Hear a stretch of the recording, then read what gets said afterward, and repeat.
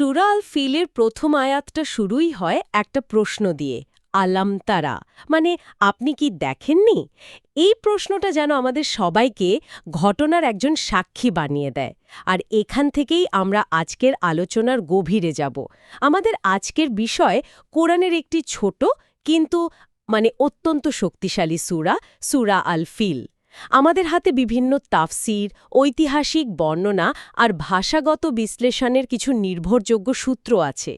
আমাদের লক্ষ্য হল এই সূরার পেছনের ঘটনা, এর ঐতিহাসিক প্রেক্ষাপট আর গভীর তাৎপর্যকে নতুন করে দেখা। একদম। আর এই ঘটনাটাকে শুধু একটা ধর্মীয় একটা অলৌকিক কাহিনী হিসেবে দেখলে এর আসল গুরুত্বটা কিন্তু হারিয়ে যায়। এটা ছিল ইসলামের আবির্ভাবের ঠিক আগে আরবের যে ভূরাজনৈতিক আর অর্থনৈতিক মানচিত্র সেটাকে পুরোপুরি বদলে দেওয়া একটা ঘটনা। আমুল ফিল বা হস্তিবর্ষ। হ্যাঁ, এই বছরটা এতটাই গুরুত্বপূর্ণ ছিল যে আরবরা এটাকে তাদের ক্যালেন্ডারের সূচনাবিন্দু হিসেবে ব্যবহার করতে শুরু করে। আচ্ছা, এই আব্রাহা লোকটা কে ছিলেন, আর কেনই বা তিনি ইয়েমেন থেকে এত দূরে মক্কায় কাবা ধ্বংস করতে এসেছিলেন? আমাদের সূত্রগুলো বলছে তিনি ছিলেন ইয়েমেনের আবিসিনীয় খ্রিস্টান গভর্নর। কিন্তু তখনকার রাজনৈতিক পরিস্থিতিটা বেশ জটিল ছিল, তাই না? জটিল বললেও কম বলা হয়। এটা ছিল তখনকার দুই সুপার পাওয়ার, বাইজেন্টাইন রোমান সাম্রাজ্য আর পারস্য সাম্রাজ্যের মধ্যে চলা একটা বিরাট প্রক্সি ওয়ারের অংশ। আচ্ছা, প্রক্সি ওয়ার। হ্যাঁ, ইয়েমেন ছিল তাদের লড়াইয়ের একটা খুব গুরুত্বপূর্ণ ময়দান। একদিকে রোমানদের সমর্থনে ছিল আবিসিনিয়ার খ্রিস্টান শাসকরা, আর অন্যদিকে পারস্যের সমর্থনে ছিল ইয়েমেনের ইহুদি শাসকরা। আব্রাহা ছিলেন আবিসিনিয়ার পক্ষ থেকে নিযুক্ত গভর্নর। কিন্তু তার লক্ষ্য তো শুধু রাজনৈতিক নিয়ন্ত্রণ ছিল না, তাই তো? না, তার লক্ষ্য ছিল অর্থনৈতিক নিয়ন্ত্রণও। অর্থনৈতিক নিয়ন্ত্রণ এর সাথে কি বাণিজ্যের কোনো সম্পর্ক ছিল? সরাসরি সম্পর্ক। দেখুন, শত শত বছর ধরে দূরপ্রাচ্য ভারতবর্ষ বা ইন্দোনেশিয়া থেকে যে মশলা, রেশম, সুগন্ধি আসত, সেই বাণিজ্য পথটা আরবরা নিয়ন্ত্রণ করত। আর এই পথটা যেত ইয়েমেনের পাশ নিয়েই। মক্কা ছিল এর একটা প্রধান কেন্দ্র। আব্রাহা চেয়েছিলেন আরবের এই অর্থনৈতিক মেরুদণ্ডটা একেবারে ভেঙে দিতে, আর বাণিজ্য পথটা নিজেদের নিয়ন্ত্রণে নিয়ে আসতে। ঠিক তাই।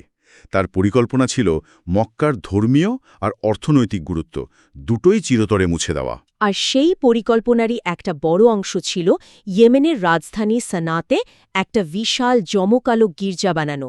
নাম ছিল আল ক্যালিস। হ্যাঁ, আল ক্যালিস। সূত্রগুলো এর যে বর্ণনা দেয়, মনে হয় যেন এটা তৎকালীন পৃথিবীর অন্যতম এক আশ্চর্য ছিল। আর আব্রাহার উদ্দেশ্যও ছিল পরিষ্কার, আরবের সমস্ত তীর্থযাত্রীকে মক্কার কাবার বদলে এই নতুন গির্জার দিকে নিয়ে আসা। একদম। বুঝতে হবে, কাবা তখন শুধু একটা উপাসনালয় ছিল না, ওটা ছিল আরবদের জাতীয় পরিচয়, তাদের সংস্কৃতি, তাদের অর্থনীতির কেন্দ্রবিন্দু। তাদের অস্তিত্বের ওপর একটা সরাসরি আঘাত। হ্যাঁ, আব্রাহার এই পদক্ষেপটা ছিল ঠিক তাই। এরপরেই তো সেই বিখ্যাত ঘটনাটা ঘটে, যা আব্রাহাকে আক্রমণের একটা মোক্ষম অজুহাত এনে দেয়। গির্জা অপবিত্র করার ঘটনাটা। হ্যাঁ, কথিত আছে আরবের কিনানা গোত্রের কেউ একজন রাতের আধারে তার গির্জাটিকে অপবিত্র করে ফেলে। কিন্তু আমি সূত্রগুলো ঘাঁটতে গিয়ে একটা বেশ ইন্টারেস্টিং বিকল্প তত্ত্ব পেলাম। কিছু ঐতিহাসিকের মতে এই ঘটনাটা আব্রাহার নিজেরই সাজানো একটা নাটক হতে পারে। এটা একটা ফলস ফ্ল্যাগ অপারেশন। সম্ভাবনাটা কিন্তু উড়িয়ে দেওয়া যায় না। দেখুন, আব্রাহা হয়তো বুঝতে পেরেছিলেন যে আরবের সব গোত্রকে মক্কার বিরুদ্ধে এক করতে হলে ধর্মীয় অনুভূতিতে আঘাত হানার মতো একটা শক্তিশালী কারণ দরকার। আচ্ছা, গির্জা অপবিত্র হওয়ার ঘটনাটা তাকে সেই নৈতিক জাওয়াজ বা ক্যাসাস বেলি এনে দিয়েছিল। নিজের লোককে দিয়েই এই কাজ করিয়ে পুরো দোষ আরবদের ওপর চাপিয়ে দেওয়াটা, এটা তার রাজনৈতিক চতুরতার একটা উদাহরণও হতে পারে। তাহলে এই অজুহাতকে সামনে রেখে আব্রাহা তার বিশাল বাহিনী নিয়ে মক্কার দিকে রওনা হলেন। তার সেনাবাহিনীর যে বর্ণনা পাওয়া যায় তা তো আরবদের জন্য ছিল এক কথায় অকল্পনীয়। অকল্পনীয়ই বটে। সূত্র অনুযায়ী তার বাহিনীতে প্রায় 60,000 প্রশিক্ষিত সৈন্য ছিল। 60,000? হ্যাঁ, আর সবচেয়ে বড় আকর্ষণের কেন্দ্র ছিল, আসল ভয়টা ছিল 9 থেকে 13টা বিশাল যুদ্ধ হাতি। হাতি? আরবদের জন্য তো এটা একদমই নতুন একটা ব্যাপার ছিল। হ্যাঁ, তারা তো ঘোড়া আর উটের লড়াইয়ে অভ্যস্ত। পাহাড়ের মতো দেখতে এই বিশাল প্রাণীগুলোকে যুদ্ধক্ষেত্রে কিভাবে সামলাতে হয় তা তাদের ধারণাতেই ছিল না। এটা ছিল অনেকটা আজকের দিনের শক অ্যান্ড অ ট্যাকটিক্সের মতো। শুধু সামরিক শক্তি দিয়ে নয়, মনস্তাত্ত্বিকভাবেও প্রতিপক্ষকে দুর্বল করে দেওয়া। একদম। তার মানে এই হাতিগুলোই ছিল আব্রাহার তুরুপের তস। তার প্রধান হাতিটার নামও তো বেশ বিখ্যাত, মাহমুদ। ঠিক। আর এই হাতির উপস্থিতির কারণেই তো বছরটার নাম হয়ে যায় আমুল ফিল বা হস্তিবর্ষ। হ্যাঁ, এই ঘটনাটা আরবদের মনে এতটাই গভীর ছাপ ফেলেছিল যে এটা তাদের ক্যালেন্ডার হয়ে যায়। এরপর থেকে তারা যে কোনো গুরুত্বপূর্ণ ঘটনা উল্লেখ করতে গিয়ে বলতো এটা হস্তিবর্ষের এত বছর আগে বা পরে ঘটেছে।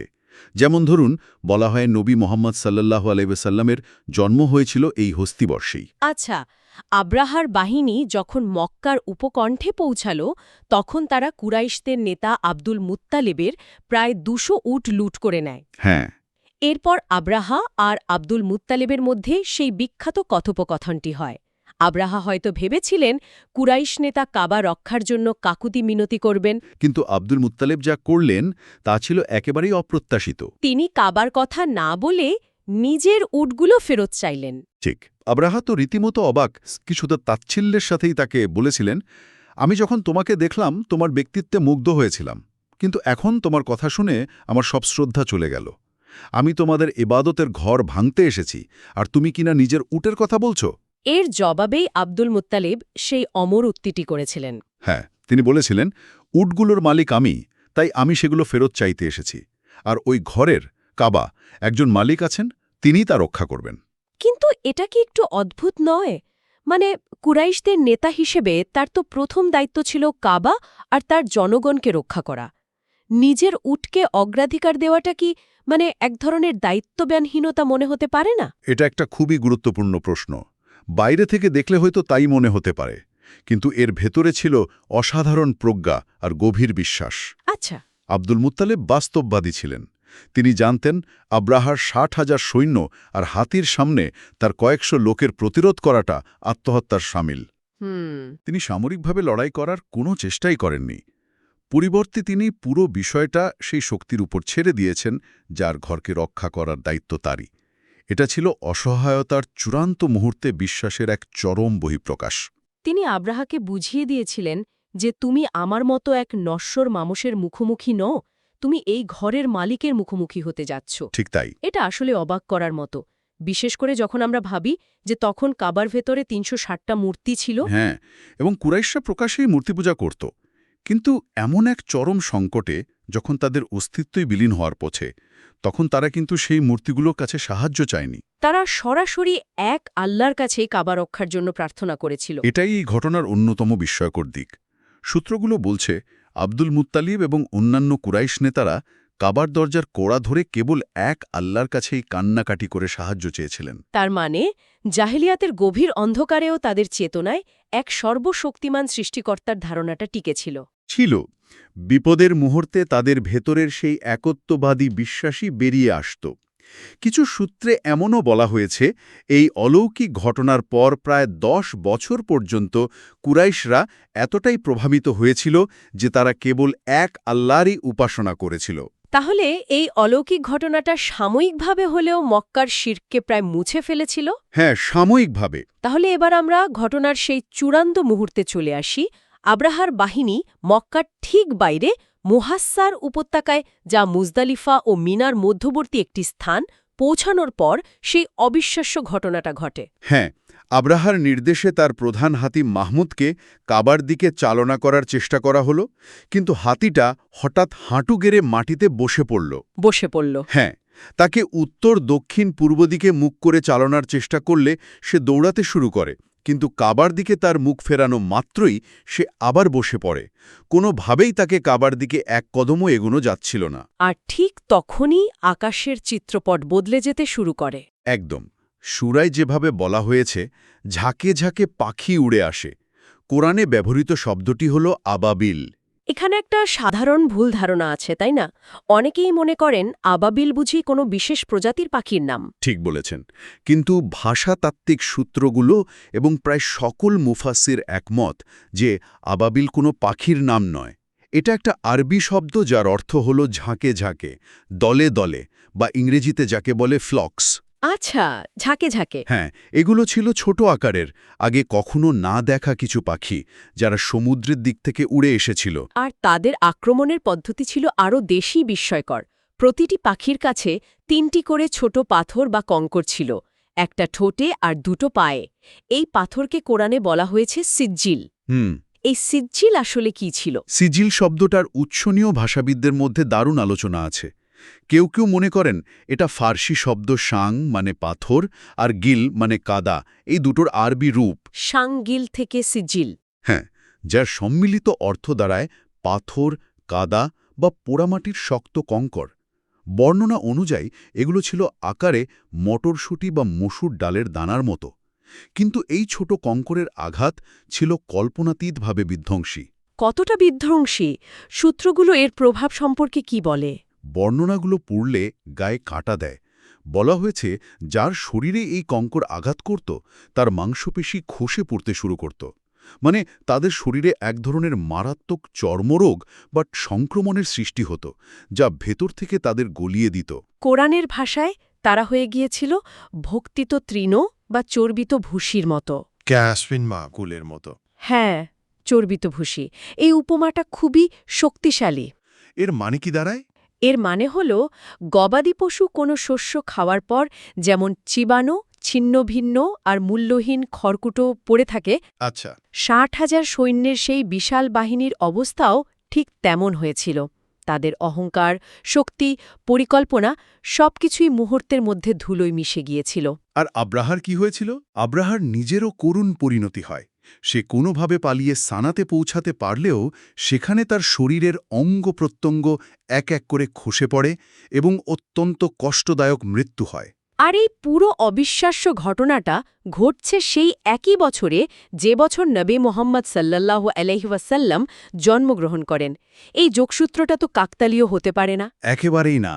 অধিকাংশ ঐতিহাসিকদের মতে এই ঘটনাটা ঘটেছিল মুহররম মাসে, আর রাসূল সাল্লাল্লাহু আলাইহি ওয়াসাল্লামের জন্ম হয়েছিল রবিউল আউয়াল মাসে। মানে ঘটনার প্রায় 50 থেকে 55 দিন পর। হ্যাঁ, এ কারণেই মুফাসসিরগণ এবং ইসলামী চিন্তাবিদরা এই ঘটনাকে তার নবুয়তের একটি ভূমিকা বা ইরহাস হিসেবে চিহ্নিত করেছেন। অর্থাৎ আল্লাহ তার নবীকে পাঠানোর আগে থেকেই পৃথিবী প্রস্তুত করছিলেন এবং তার জন্মস্থানকে সুরক্ষিত রাখছিলেন। এই ঘটনার দীর্ঘমেয়াদী প্রভাব কি ছিল? মানে কুরেশদের জন্য এর ফলাফল কি দাঁড়ালো? এর প্রভাব ছিল সুদূরপ্রসারী। প্রথমত, পুরো আরবে কাবা এবং কুরাইশ গোত্রের সম্মান আর প্রতিপত্তি বহুগুণে বেড়ে যায়।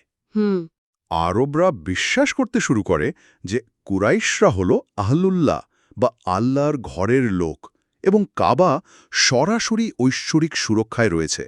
এই নতুন মর্যাদার ফলে তাদের জন্য অসংখ্য অর্থনৈতিক সুযোগও তৈরি হয়। অর্থনৈতিক সুযোগ সেটা কিভাবে? দেখুন, এই ঘটনার আগে আরবের বিভিন্ন গোত্র একে অপরের বাণিজ্যিক কাফেলাকে প্রায়ই আক্রমণ করত, কিন্তু কুরাইশরা আল্লাহর লোক হিসেবে পরিচিতি পাওয়ার পর তাদের কাফেলাগুলো এক ধরনের ডিপ্লোম্যাটিক ইমিউনিটি পেয়ে যায়। মানে এক ধরনের নিরাপত্তা। হ্যাঁ, নিরাপত্তা।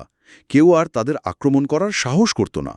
এর ফলেই তো কুরাইশরা নিরাপদে তাদের বিখ্যাত শীতকালীন মানে ইয়েমেনের দিকে এবং গ্রীষ্মকালীন মানে সিরিয়ার দিকে বাণিজ্য যাত্রা পরিচালনা করতে পারত। আর এটাই তাদের আরবের সবচেয়ে ধনী আর প্রভাবশালী গোত্রে পরিণত করে। একদম ঠিক। তাহলে এবার আমরা সূরার প্রথম আয়াতের সেই প্রশ্নটির দিকে আবার ফিরি। আলাম তারা বা আপনি কি দেখেননি? ঘটনাটা তো নবীর জন্মের ঠিক আগে ঘটেছিল। তাহলে কেন তাকে এভাবে সম্বোধন করা হলো যেন তিনি ঘটনাটি স্বচক্ষে দেখেছেন? এর কয়েকটি চমৎকার ব্যাখ্যা দেওয়া হয়েছে। প্রথমত, এই সম্বোধনটা শুধু নবী সাল্লাল্লাহু আলাইহি সাল্লামকে নয়, বরং আরবের সমস্ত মানুষকে উদ্দেশ্য করে বলা হয়েছে। আচ্ছা। ঘটনাটা তাদের সমাজে এতটাই প্রসিদ্ধ এবং প্রজন্ম থেকে প্রজন্মান্তরে এত স্পষ্টভাবে বর্ণিত হয়েছিল যে তা যেন সবার কাছে স্বচক্ষে দেখার মতোই ছিল। দ্বিতীয় একটা ব্যাখ্যাও আছে, তাই না? আরবি অলঙ্কার শাস্ত্র নিয়ে। হ্যাঁ, আরবি অলঙ্কার শাস্ত্রে কোনো ঘটনা যখন প্রশ্নাতীতভাবে সত্য এবং সবার জানা থাকে, তখন সেটির জ্ঞানকে দেখা বলেই প্রকাশ করা হয়। এটা বিষয়টির সত্যতাকে আরও জোরালো করে। আর তৃতীয় একটা ব্যাখ্যাও বেশ চমকপ্রদ, যেটা ঘটনাটার সাথে একটা বাস্তব যোগসূত্র তৈরি করে। ঠিক, কিছু বর্ণনায় এসেছে যে হজরত আয়েশা রাদিয়াল্লাহু তাআলা আনহা এবং তার বোন আসমা রাদিয়াল্লাহু তাআলা আনহা এর মতো সাহাবীরা অনেক বছর পরেও সেই হস্তি বাহিনীর কয়েকজনকে মক্কার রাস্তায় অন্ধ, বিকলাঙ্গ ও ভিক্ষুক অবস্থায় দেখেছিলেন। তার মানে জীবন্ত সাক্ষী ছিল। হ্যাঁ, এই জীবন্ত সাক্ষীগুলো ছিল সেই ঐশ্বরিক গজবের এক চলমান প্রমাণ, যা লোকেদের ঘটনাটা মনে করিয়ে দিত। তাহলে আজকের আলোচনা থেকে এটা স্পষ্ট যে সূরা ফিলের কাহিনী শুধু অহংকারের বিরুদ্ধে বিশ্বাসের বিজয়ের গল্পই নয়, বরং এটি এমন একটি ভূ-রাজনৈতিক ও ঐতিহাসিক ঘটনা যা আরবের ভাগ্য নির্ধারণে এবং ইসলামের আগমনের পথকে প্রশস্ত করতে অত্যন্ত গুরুত্বপূর্ণ ভূমিকা রেখেছিল। একটা চূড়ান্ত ভাবনার বিষয় দিয়ে শেষ করা যাক। এই সূরার সাথে ঠিক এর পরের সূরা অর্থাৎ সূরায়ে কুরাইশ একটা গভীর এবং শক্তিশালী সংযোগ আছে। যেটা প্রায় আমাদের চোখ এড়িয়ে যায়। ঠিক, সূরা ফিল কুরাইশদের মনে করিয়ে দেয় আল্লাহর সেই অলৌকিক সুরক্ষার কথা, যা তাদের এক ভয়ঙ্কর বাহ্যিক শত্রু থেকে রক্ষা করেছিল। আর এর পরের সূরা কুরাইশ তাদের মনে করিয়ে দেয় আল্লাহর সেই অনুগ্রহের কথা। নিরাপত্তা আর শীত ও গ্রীষ্মকালীন বাণিজ্যের সুবিধা। একদম, যা তারা এই কাবার কারণেই ভোগ করত।